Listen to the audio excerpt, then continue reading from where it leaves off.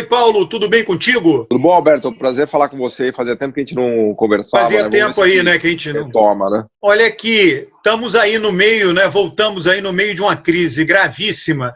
E uma das coisas mais interessantes dessa crise é a incapacidade do Brasil. Inclusive, circulou um post aí na internet dizendo o seguinte: há algum tempo atrás nós fabricávamos aviões, agora não conseguimos fabricar máscaras.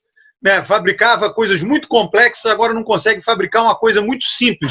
Eu vi que logo no início da crise, não sei se você percebeu isso, teve um jornal nacional que teve um cara lá de Minas, um pequeno empresário, um pequeno industrial, o cara aparecendo no Jornal Nacional pedindo matéria-prima para fabricar máscaras na fabriquetazinha dele. Quer dizer, o negócio chega a ser mambembe, né? Sem ter... você pega lá no caso americano, que tem aquela legislação da guerra, né? O Trump foi lá e disse, não, a partir de agora a GM, a General Motors, vai fabricar isso. Aqui no Brasil, nada que se assemelhe, absolutamente nada, Paulo. É nessas horas, né, Alberto, que a gente vê como o jogo do comércio é um jogo brutal, né? Não é um jogo de colaboração, né? Inclusive, no momento de crise, vários países começaram a proibir exportação de equipamentos hospitalares, de máscaras. Né? Você pegar Taiwan, proibiu a exportação de máscaras, literalmente, né? Então, muitos países não estão vendendo o que conseguem produzir de ventiladores de respiração, eles não vendem, né?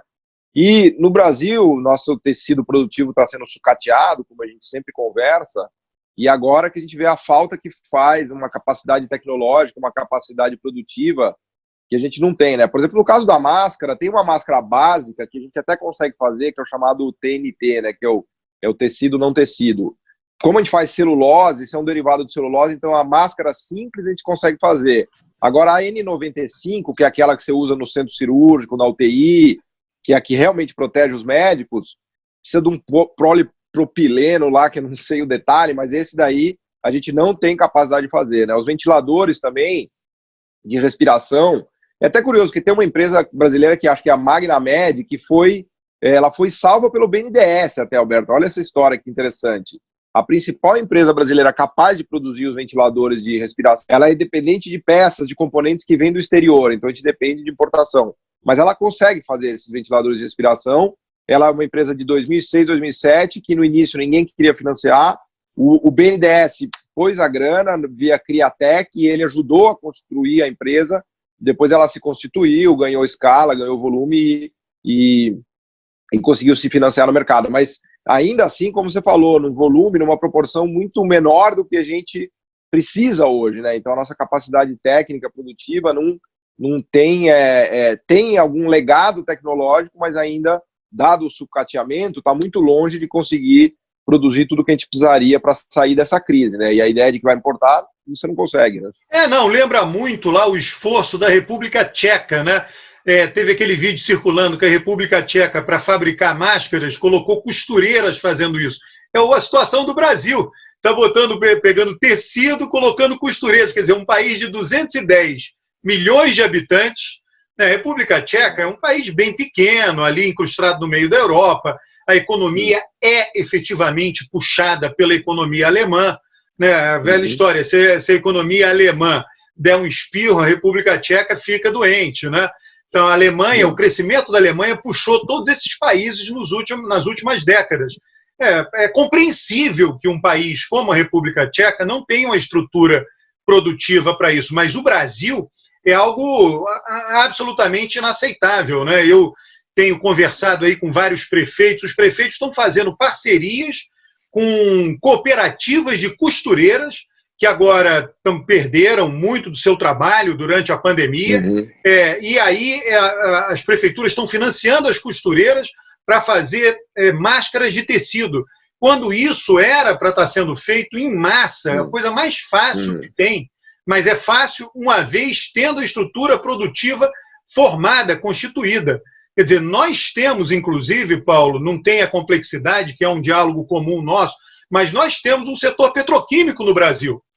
Né? Os insumos aí para uma N95, não é possível que o nosso setor petroquímico não tenha condições de prover esses insumos. Agora, não tem conexão, cadê as universidades, cadê...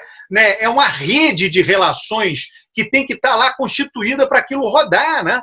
Exato, e de novo o papel do Estado para articular tudo isso, né? O que a gente está vendo agora, por incrível que pareça, eu estava conversando com o pessoal aqui em São Paulo, o governo do Estado está retomando essa ideia de articulação produtiva. Então ele fala, olha, você dessa empresa faz isso, você faz aquilo, você fornece para não sei quem e tal. Essa coordenação a gente foi perdendo e as nossas indústrias foram ficando meio desmanteladas, desconectadas, né? A gente foi sendo surrado pela China, né? Estava conversando com o pessoal de luva de silicone, né? Os caras falavam, pô, a gente sofre tanto dumping da China, que a luva de silicone da China vem num preço ridículo de barato, porque eles fazem dumping descarado, né? Que hoje a gente consegue produzir 1/3, 1/4 das luvas de silicone, luvas médicas, né, que a gente precisa. E o mesmo se aplica para todas essas outras capacidades. Aí a gente foi deixando o nosso sistema produtivo degringolar, né? Foi apanhando no comércio mundial, porque as multinacionais, obviamente, não são boazinhas, né? Elas compram tudo que tem de promissor aqui, né? E elas batem e surram nossas empresas no mercado mundial, né? E agora que a gente vê, né, como diz o outro, né, quando a maré baixa que você vê quem que está nadando pelado, né? Agora a gente vê que o nosso sistema produtivo é incapaz de abastecer o país numa situação dramática e de crise como essa, né, no que diz respeito à máscara, ventilador de respiração, a equipamentos hospitalares em geral, para UTI e tudo mais, né, Alberto? Então é uma... Não, e uma coisa legal que você falou, tem um livro, né, do Peter Gurevich, Politics in Hard Times, né, que muitas vezes, por que hard times, né, tempos difíceis? Porque em tempos fáceis você não percebe os interesses. E você menciona algo importante aí, em tempos difíceis, em tempos de crise, fica tudo desnudado. Aí você vê que o comércio internacional é cruel.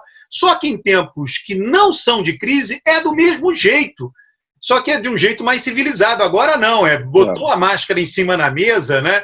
Pega quem chegar na frente. Então eu fico vendo aí muita gente, eu vi no Twitter, inclusive nós dois, ô Paulo, dialogamos lá no Twitter sobre isso, gente dizendo, não, o Brasil não precisa fabricar nada disso, é só comprar de quem produz lá fora. Tá bom, vai lá e compra. Não consegue mais. Inclusive, eles estão exigindo, o nosso setor público tem uma dificuldade, eles estão conseguindo enfrentar essa dificuldade, que é o seguinte, você tem que pagar adiantado. A China não vende nada mais para nenhum importador que não pague adiantado nenhum insumo aí de combate ao coronavírus. Bom, o setor público brasileiro só pode pagar depois de prestado o serviço. É claro que agora todas as prefeituras e governos do Estado baixaram decretos que permitem pagamentos antecipados em função dessa crise. Mas é só para mostrar a dificuldade que é aplicar aquele receituáriozinho fácil, neoliberal, né, digamos assim, das vantagens comparativas. Não, eles produzem mais barato, vai lá e compra. Bom, mas se não tiver para vender, não dá para comprar. É simples assim, pô. Tem questões de soberania envolvidas no comércio internacional, tem relações de força, estruturas de poder, né, que é o que você disse, na normalidade elas estão correndo ali sutilmente, meio escondidas e tal. Mas elas estão lá na normalidade. Elas estão lá, é sutil, mas estão lá. Exatamente, ninguém percebe, né? Você precisa de um caso dramático para expor de maneira ostensivamente clara, né, o que são essas estruturas de poder, né? E agora a China, que você falou, que é um baita exemplo, a China vai nadar de braçada nisso, porque ela está fornecendo os respiradores, os ventiladores de respiração para o mundo inteiro, né? Ela mal ou bem está conseguindo sair mais incólume dessa crise e, inclusive, está voltando a crescer. Ela vai ser mais um salto chinês na frente do Ocidente, né? E muito agora, graças Paulo, à estrutura produtiva deles, né? Uma coisa interessante que aí tem um aspecto que não diz respeito somente ao Brasil, ao mundo inteiro, né?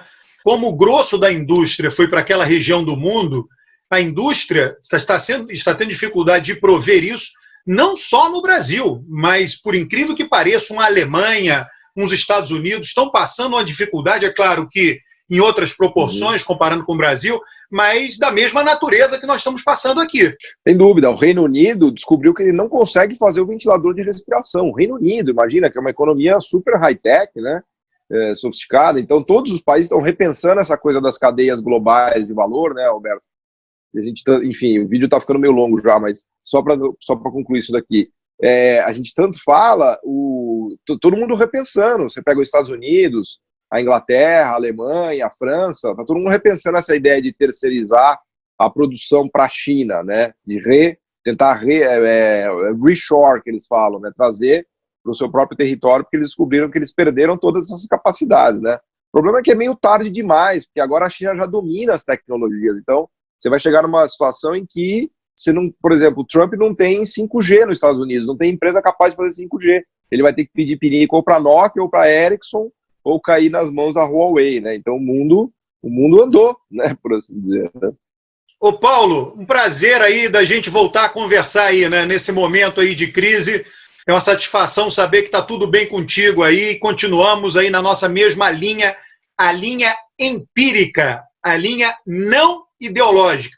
Se tem alguma ideologia, eu vou dizer, tem uma ideologia. Se chama pragmatismo. Somos ideólogos do pragmatismo. Exatamente, Alberto. O prazer é um tributo aos cestos empíricos, nosso grande filósofo da Grécia Antiga, que era against the professors, né, no sentido ideológico, ele era a favor dos dados e da empiria, né? Então é a única maneira da gente fazer um bom debate e sobreviver nesse mundo de fake news, né?